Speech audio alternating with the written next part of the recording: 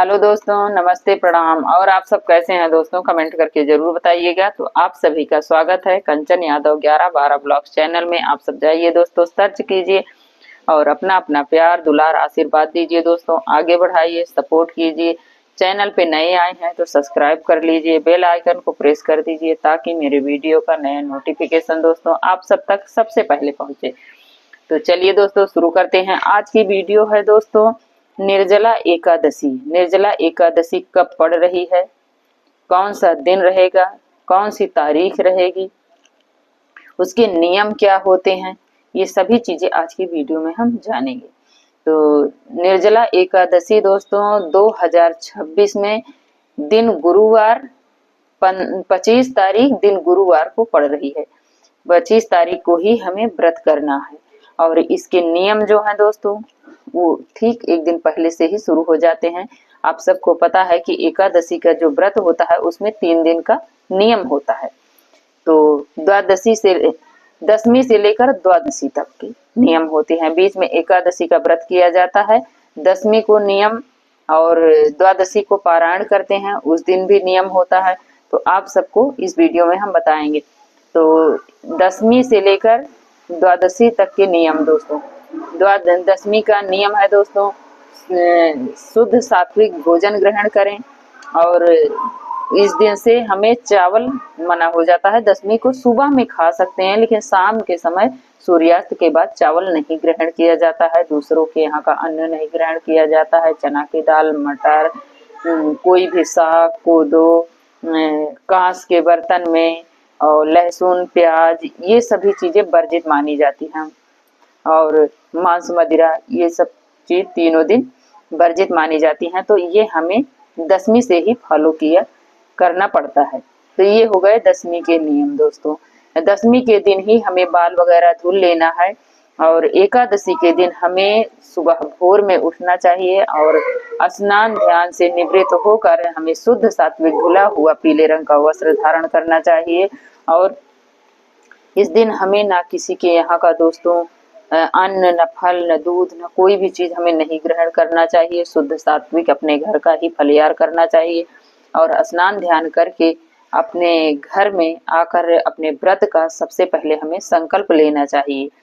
तो संकल्प में हमें थोड़ा सा जल और पुष्प लेकर हमें अपने व्रत का संकल्प लेना चाहिए। आप निर्जला व्रत रख रहे हैं, निर्जला फलियार से कर रहे हैं, फलियार का, या आप कोई भी कामना से आप इस व्रत को कर रहे हैं, वो आपको बोलकर आप भगवान जी के चरणों में जल और पुष्प छोड़ दें या लोटे में, ये कर लें। फिर इसके बाद आपको जहां पर पूजा करनी है, भगवान जी की चौकी लगानी है, वहां पर थोड़ा सा जल डालकर आपको शुद्ध कर लेना है। फिर पीले रंग का वस्त्र बिछाकर भगवान जी को पुष्प का आसन देकर आप विराजमान करें भगवान जी के विग्रह को। फिर उसको जल से आप स्नान करवाएं भाव रूप से, फिर अंग पोषण करें। फिर इसके बाद आपको वस्त्र स्वरूप कलावा समर्पित करना है, पीले चंदन से तिलक लगाना है, गणेश भगवान को विराजमान करना है, उन्हें भी पुष्प का आसन देकर विराजमान करें। फिर उन्हें कुमकुम से आप तिलक करें, वस्त्र स्वरूप उन्हें भी कलावा समर्पित करें। फिर आप दीपक जला दें, दीपक जलाने के बाद फिर आप उन्हें पुष्प चढ़ाएं पीले रंग का। फिर आप जो भी भोग प्रसाद आपको चढ़ाना है वो समर्पित करें। करने के बाद फिर आप धूप जलाएं, धूप जलाने के बाद धूप दिखाएं, धूप दिखाने के बाद फिर आप आरती करें। आरती करने के बाद भगवान जी की कपूर से आरती करें और फिर जो भी आप भोग प्रसाद चढ़ाएं भगवान जी को भोग लगाएं। भोग लगाने के बाद फिर आप जो भी आपके पास दक्षिणा है वो आप दक्षिणा जरूर चढ़ाएं, बिना दक्षिणा चढ़ाए आपकी पूजा पूर्ण नहीं मानी जाती है। और इसके बाद फिर आपको हाथ जोड़कर प्रभु से क्षमा याचना करना है। हे प्रभु, जो भी मुझसे भूल चूक हुई हो, गलती हुई हो, त्रुटि हुई, उसके लिए मैं क्षमा चाहती हूँ, मुझे माफ कीजिए और मेरा व्रत निर्विघ्न पूर्ण संपन्न करवाने में सहायता कीजिए। फिर इसके बाद आपको थोड़ा सा जल और पुष्प लेकर आपको एकादशी माता की कथा अवश्य सुननी चाहिए, जिससे कि आपको पता है कि एकादशी का जब तक हम कथा नहीं सुनते हैं तब तक हमारा व्रत पूर्ण नहीं माना जाता है। तो हमें कथा सुननी है और कथा सुनने से हमें 1000 गौदान का पुण्य फल तत्काल प्राप्त हो जाता है। तो हमें कथा सुननी है। कथा सुनने के बाद हाथ में जो जल पुष्प लिए हैं उसको लोटे में डाल दें और सूर्य भगवान को अर्घ दे दें। तुलसी मैया की फेरी लगाएं, धूप जलाएं, दीप जलाएं दूर से, उन्हें स्पर्श नहीं करना है, उन्हें जल नहीं चढ़ाना है। इसलिए कि एकादशी माता भी विष्णु भगवान का, शालिग्राम भगवान का व्रत रखती हैं उस दिन, तो हमें उन्हें नहीं खंडित करना चाहिए।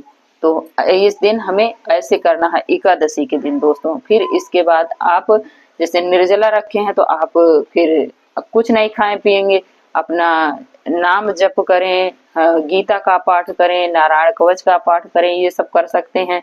और शाम को समय से आप फिर पूजा करें और दूसरे दिन आप समय से अपना पारण करें, ये होता है। और फिर दूसरे दिन द्वादशी के दिन भी दोस्तों पारण से पहले हमें ब्राह्मण के लिए आप सीधा निकालें, दक्षिणा निकालें, या तो फिर आप ब्राह्मण को घर पर भोजन बनाकर आप बुलाकर उन्हें जमाएं और गौ माता को अग्रासन निकाल कर ही पारण करें। पारण में हमें तुलसी दल, गंगा जल हाथ में लेकर ओम गोविंदाय नमः, ओम वासुदेवाय नमः, ओम कृष्णाय नमः ऐसे बोल के हमें पारण करना है। और चावल से भी पारण होता है, आंवले से भी पारण होता है, तुलसी गंगा जल से भी पारण होता है दोस्तों। आप देख लीजिए जो आपको मिल सके उससे आप पारण कीजिए। इस तरह से व्रत किया जाता है दोस्तों। और द्वादशी के दिन भी हमें एक बार भोजन ग्रहण करना चाहिए और शुद्ध सात्विक भोजन, दूसरों के यहाँ का भोजन हमें नहीं ग्रहण करना चाहिए, कोई भी चीज। 3 दिन का नियम होता है दोस्तों। ये रही निर्जला एकादशी 2026 में 25 जून को पड़ रही है, दिन है गुरुवार दोस्तों। तो ये रही उसकी वीडियो। अब मिलती हूँ नेक्स्ट ब्लॉग वीडियो में दोस्तों, तब तक के लिए बाय बाय। आपको थोड़ी भी मेरी वीडियो यूजफुल लगे तो आप लाइक शेयर सब्सक्राइब करें दोस्तों, बेल आइकन को प्रेस कर दें ताकि मेरे वीडियो का नया नोटिफिकेशन दोस्तों आप सब तक सबसे पहले पहुंचे।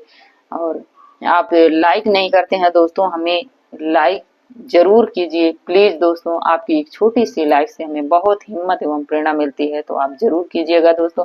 वीडियो बनाने में बहुत टाइम लगता है दोस्तों, कोई भी काम हो बिना समय के कोई नहीं होता है, सब में मेहनत लगती है, समय लगता है तब होता है। तो आप जरूर कीजिएगा दोस्तों, आप सबसे मेरी रिक्वेस्ट है, आप जरूर करें।